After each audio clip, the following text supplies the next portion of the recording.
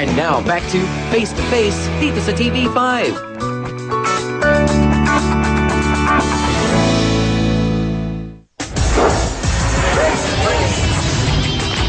Ano kaya ang problema? Bakit parang si Maribel ay punong-puno ng sama ng loob kay Aling Teresa? Maribel, siguro ito na yung pagkakataon para malaman namin, maunawaan na rin ni Aling Teresa. Ano ba ang mga sama ng loob mo sa kanya? Paano kasi umaga pa lang pagising mo, yun ang ano mo sa kanya, minumura kanya. Ikaw ang nakasimangot, nagmumura. Ikaw ang nagmumura, hindi ako. Hindi ako nagmumura, ako nagmumura ako sa'yo. Nakasimangot ka na sa akin. Umaga pa lang, sinabihan lang kita, ganito, ganyan ang gagawin Wala ka sinabi sa akin, puro ka lang mura sa umaga pa lang, nagmumura ka na. Anong sinuutos niya sa'yo? Anong pinapagawa? Wala may Umaga pa lang, alas 4, nagigising na ako, naglilinis ako ng bahay, tapos nagsasaing ako. Alaga ko, dalawang anak ko. Hindi ko alam kung anong unahin kong trabaho pag nandyan siya. Magisa ako ng alas 4, maglinis ako sa bahay nila, tapos magsasaing ako, magluluto ng ulam, maglalaba, tapos mag-alaga pa ako ng anak ko, kaya pagising ng anak ko, hindi ko na mauna yung trabaho, mauna ko yung anak ko alaga. Yun ang trabaho ko doon sa kanila. So dapat po siyang maglinis lang. Kayo po, ano pong ginagawa niyo? Wala. Tulungan siya, magsaing. Tulungan siya. Tapos alis na ako, tapos saing, tapos kumain. Alis na ako, punta ko center. Uwi ako, tanghali akong mag-uwi. Ano yung mga bata, magulo pa rin. Sinabi ko kanya, yung mga bata, yun na may nanak ko sa kanya, na yung mga bata, huwag mong pagalain kasi tanghaling tapat. Nagagalit pa siya. Kahit ang tawag ng mga anak niya, hindi rin maniwala sa kanya. Kasi paano ba naman, pinabayaan rin niya doon sa labas. Na ang mga bata daw kasi laging nasa labas, Maribel. labas na sa labas, ilang beses na. Natutulog yung anak ko. Ano natutulog ka na? Pag umuwi yung anak ko galing dun sa ano, dyan lang mas kapitbahay namin malapit. Kahit tapis gala pa rin yun. Kakain kayo. Yun ang sinasabi Siyempre, sa uwi anak ka, ko tapos pangalawa. nalayas naman uli. Anong pinakamatinding ginawa sa'yo ni Aling Teresa? Sinampal niya ako. Ang mga apo mo, ang mga anak mo, ang apo niya, sinasaktan niya rin? Oo, sinisipa pa niya sa harap ko. Nanood kami ng TV.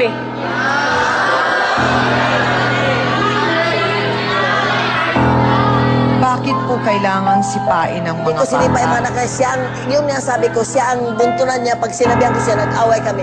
Sa mga bata ang pinagbubuntunan niya agad kasi di niya sa akin maano siguro.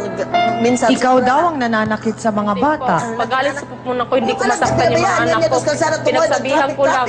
Pero may katotohanan ba, Maribel, yung sinasabi ni Aling Teresa na lumalaban ka daw kasi sa kanya eh? Hindi nga ako marunong lumaban sa mga Ay, hindi ka magulang ko sa lumaban. kanya pa kaya. Kahit palagi niya ako minumura. Wala Maga-maga ka pala namang minumura magulang niya ako. Pagtapos kung maglinis sa bahay nila, lahat na lang ganyan ginagawa na sa akin pag galing siya sa layas. Pati mga anak ko, doon ibunton ang galit niya. Natural, being natural na mag-ano ka sa mga anak mo. Ina ka, Pati ikaw yung dalawang mag-alaga sa mga taon anak kong mo. minura niya. 2 taon na anak ko, minura niya. Bakit niya minura? Hindi ko alam kung bakit niya minura yung 2 taon na anak ko. Ilampas mo kung ano, bakit minura ang anak mo? Minura niya. Pwede ba murahin yung bata na wala man yung kaisip-isip? Bakit nga po ninyo minura? Hindi ko minura yung bata. Walang isip yung bata, ba't ko mumurahin siya? Ang mumurahin ko, hindi yung anak niya. Kasi wala naman isip yung bata, kahit murahin mo. Bakit nga po ninyo minura? Paano nga yung sanabi ko, nag-traffic yung bata sa kalsada at siya doon nakipag-chismis sa mga kapitbahay? Dahil ang bata Masagasaan yung nasa bata. kalsada. Problema ko. Magkasakit mga bata, problema namin mga asawa. Wala kayong pinoproblema kundi kami. Pag di ano nga na, problema namin, lahat na lang problema sa amin. Anak ko yung lalaki, doon Oh, lalapit yun sa'yo. nga, sabi ko Isa sa'yo. lalapit ako, Kaya wala na sabihan na lang magulang, kita. wala na akong nanay, Pero wala na masama. akong tatay. O, alam ko, wala kang nanay Siyempre, sa kayo tatay. na nga, tatakbuhan namin Oh. saan kami tatakbo. Yun na nga, tumakbo kayo Sa'yo, sa amin. ikaw ang magulang na Pagsabihan namin, lalaki. nagagalit kayo. Attorney Ben, pagka ganun pong naririnig, ang lola na nagmumura, galit, mainit ang ulo, naririnig ng mga apo, naririnig ng mga bata, hindi ho ba pang-aabuso yun? Opo, Chang, sapagkat ang mga batang ito, gaya nga ng sinabi ni Doktora, napakabilis po ito na kaya makasagap ay yung kanilang isip ng mga bagay-bagay na kanilang naririnig. Kaya't yung pagmumurang yon na ginagawa ni Aling Teresa sa nanay ng mga batang yan ay maaaring makaapekto po sa pag-iisip at ng mga batang ito. At maaaring ito ay mauwi dun sa child abuse na sinasabi sa Section 10 ng Republic Act 7610. Mas mabigat po kapag po ang mga nakagawa ng mga ito ay mga kadugo o ascendants o descendants ng mga bata. sapagkat ang nagiging parusa po riyan ay hindi bababa sa 6 na taon hanggang 12 taon na pagkabilanggo. Maraming salamat po, Attorney Ben. Alam po ninyo mga kapatid, sa gitna ng awayang Teresa at Maribel na ito, siya po ang naiipit at parang lumalabas, hindi niya alam ang mga nangyayari dahil hindi naman yata nagsusumbong si Maribel.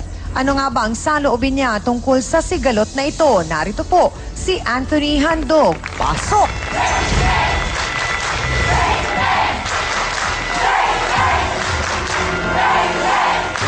Anthony, kailan mo nalaman itong nagiging problema na kay Maribel at sa nanay mo? Nung ano lang, ma'am, kahapon, ma'am. Sinabi sa akin ni, pati yung mga anak ko nga, ma'am, inano ng nanay ko eh. Wala kang alam dun kasi wala kang di usapang niya, wala kang alam yan.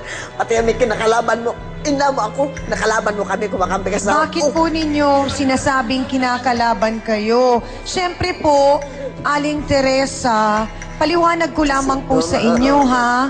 Si Anthony po ay isa ng ama. Kailangan po niyang tumayo sa sarili niyang mga paa para po din naman sa kanyang mga anak at sa kanyang asawa. Hindi ho ibig sabihin na porkit siya ay naninindigan, kinakalaban po kayo. Kasi kung ano sabi ng asawa niya, naniwala kasi siya, ma'am. Doon ako Paano po ninyo nasabing naniwala siya? Kayo po ang nagpalaya sa kanila, hindi po paano ba? dispalayasin yung araw na yun na wala man siya dyan mangyari yun. Wala man siya dyan mangyari. Umuwi na siya. Sinabihan ko na Ano sila. ba yung nangyari niyon, Anthony?